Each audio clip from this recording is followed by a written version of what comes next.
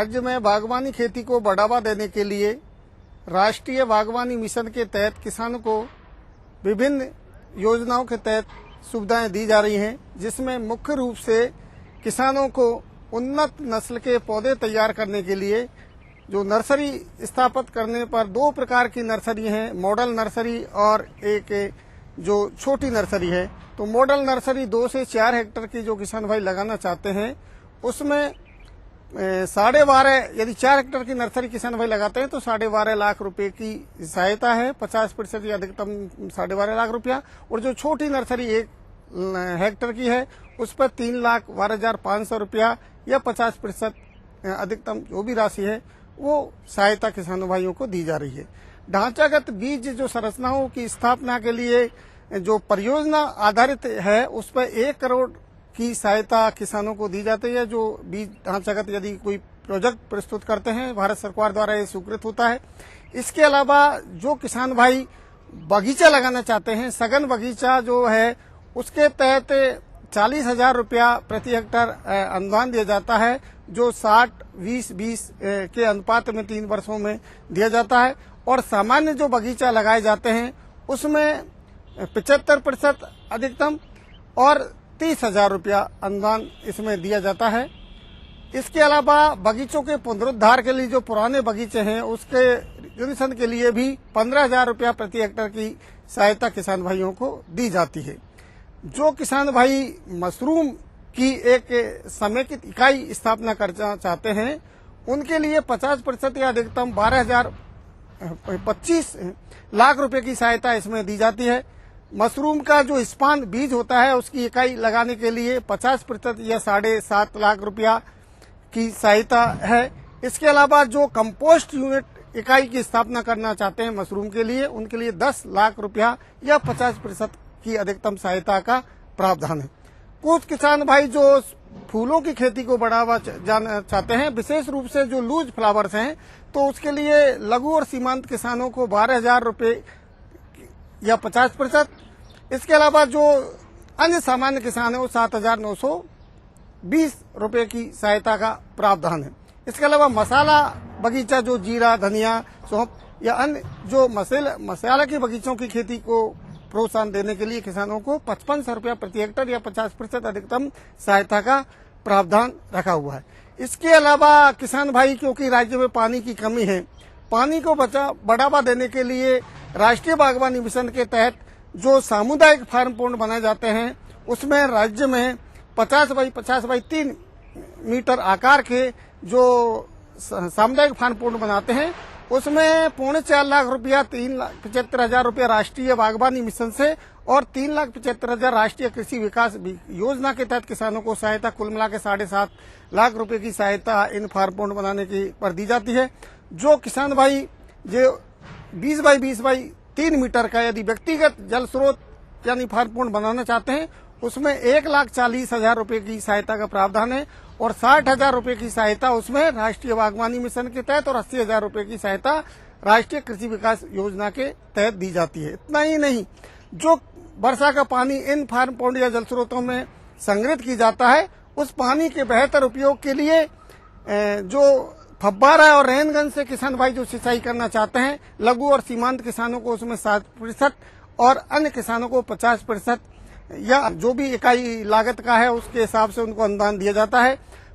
बूंद बूंद सिंचाई पर इकाई लागत या अधिकतम 90% जो भी कम हो उस पर सहायता दी जाती है। इसके अलावा जो मिनी स्प्रिंकलर या माइक्रो है उसमें भी 70% तक की सहायता का प्रावधान है ताकि किसान कम पानी में अधिक क्षेत्र पर सिंचाई कर सके और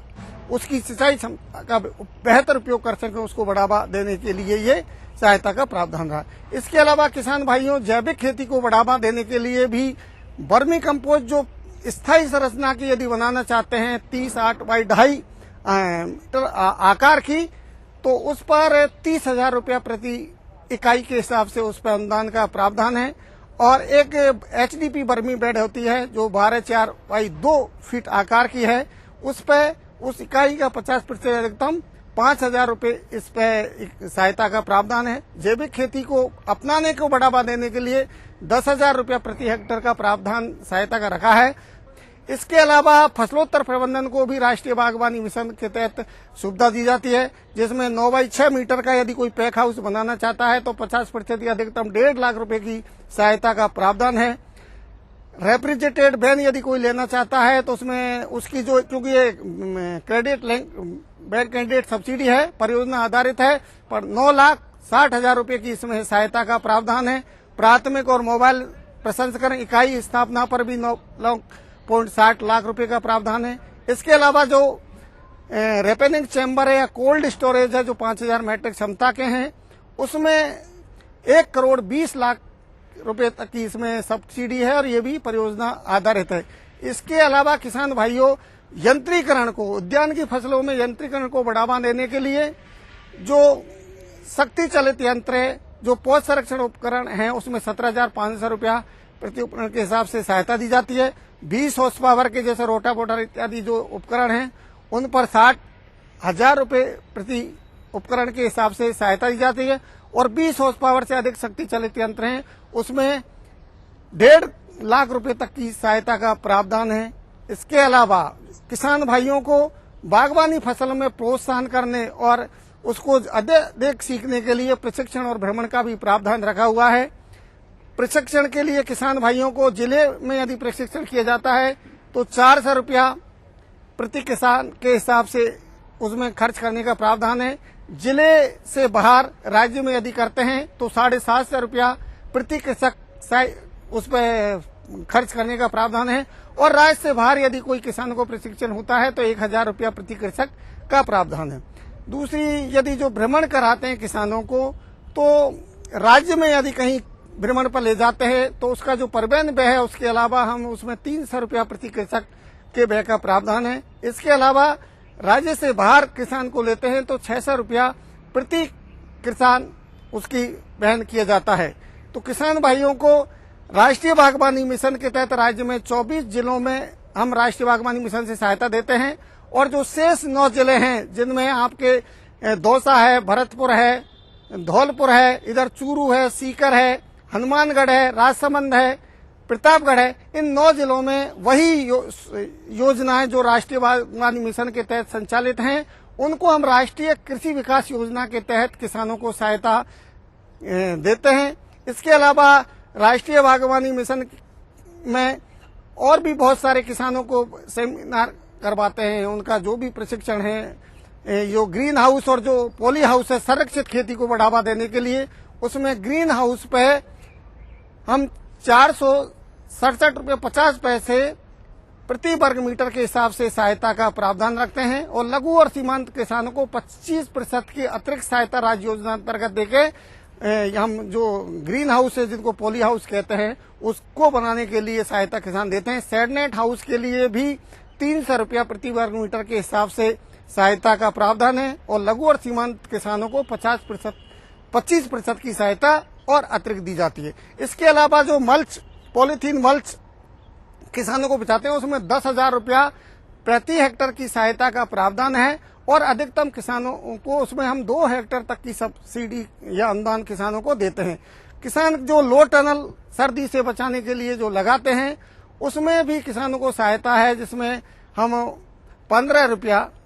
प्रति वर्ग मीटर के हिसाब से उसमें सहायता देते हैं और एक किसान को अधिकतम 4,000 वर्ग मीटर तक सहायता है। इसके अलावा एंटी बर्ड नेट है जिसमें 10 रुपया प्रति वर्ग मीटर के हिसाब से सहायता है और अधिकतम 5,000 वर्ग मीटर तक की किसान भाइयों को सहायता दे सकते हैं। जहां तक जो फसलोत्तर प्रबंधन में जैसे बताया था उसमें एक प्याज को भंडारण के लिए भी किसानों को सहायता दी जाती है, जिसमें हम 50,000 रुपये की सहायता राष्ट्रीय बागवानी मिशन के तहत दे रहे हैं और 20,000 रुपये की सहायता स्टेट प्लान से जो राज्य योजना है उसके तहत किसानों को दी जा रही है। राष्ट्रीय बागवानी मिशन के अलावा भी राज्य में और भी बागवानी से संबंधित कुछ योजना है जो राज्य योजना से भी संचालित की जा रही हैं, जिसमें इनमें पूरक अनुदान हम दे रहे हैं। उसके अलावा कुछ नवाचार कार्यक्रम है जैसे कोकोपीट है उसको बढ़ावा देने के लिए भी सहायता है। कुछ बगीचे के पौधे भी उनको बगीचा स्थापना करने की राष्ट्रीय बागवानी मिशन की भांति ही उसमें सहायता दी जा रही है। इसके अलावा कुछ अन्य योजनाएं भी संचालित हैं जैसे राष्ट्रीय सूक्ष्म सिंचाई मिशन के तहत तो ये फव्वारा, बूंद बूंद सिंचाई, रेनगन की सहायता दी गई है। किसान भाइयों, राष्ट्रीय बागवानी मिशन और अन्य योजनाओं के तहत लाभान्वित होने के लिए आप जो राष्ट्रीय बागवानी मिशन का आवेदन पत्र है उसमें आवेदन कर सकते हैं। उसमें अपना फोटोग्राफ लगाएं। उसके साथ साथ ये आवश्यक है कि किसान के पास भूमि होनी चाहिए और उसके जो पानी का स्रोत है उससे मिट्टी और पानी की जांच रिपोर्ट भी आवेदन पत्र के साथ संलग्न करें। और इसके लिए आप अपने निकटतम जो भी सहायक निदेशक उद्यान का कार्यालय है या सहायक निदेशक कृषि विस्तार या उपनिदेशक कृषि विस्तार से संपर्क कर सकते हैं। उनके दूसरी तहत आपकी ही ग्राम पंचायत में यदि जो 15 मई से 15 जून तक अभियान चलेगा, खरीफ अभियान, उसके तहत भी आप अपने ग्राम पंचायत में जो शिविर आयोजित होगा तो उसमें भी आप कृषि और उद्यान के जो कृषि पर्यवेक्षक निकटतम या सहायक कृषि अधिकारी है उससे संपर्क कर अपना आवेदन कर सकते हैं इन योजनाओं में लाभान्वित करने के लिए। इसमें मुख्य रूप से जो शर्त है वो है कि किसान के पास स्वयं की भूमि होनी चाहिए और इसमें आवेदन के लिए कोई विशेष रूप से किसी प्रकार के शुल्क की आवश्यकता नहीं पड़ती है।